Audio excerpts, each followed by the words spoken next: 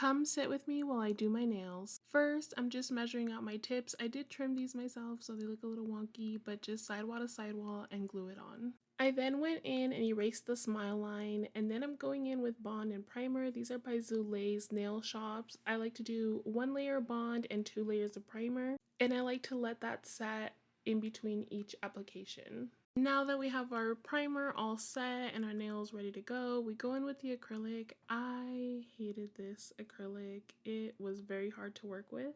As you can see, it's kind of just gloppy and all that, but as I keep going, I get kind of the hang of how I have to work with this acrylic, but it is a stunning shade.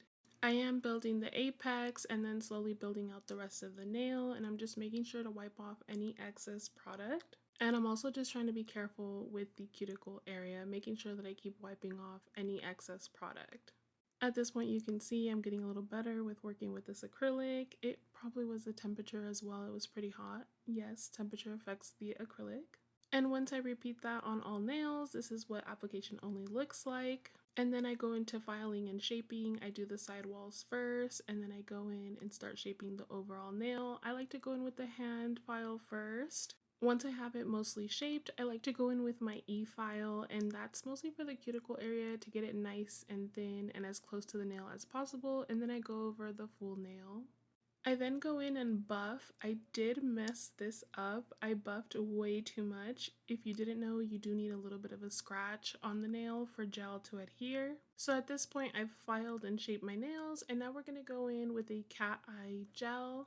So using a brush, I start applying my nice thin layer of the cat eye gel, and then I grab the magnet and I'm going to go ahead and start shaping it to the design that I like.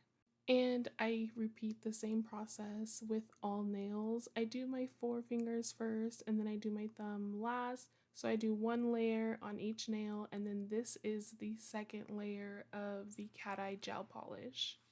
It looks like magic, and I do have other magnets, so maybe soon we can try out different magnet designs. But this time I went with this design. I absolutely ended up loving these. I hope that you guys liked it. Thank you for joining me, and I'll see you guys in the next one. Adios!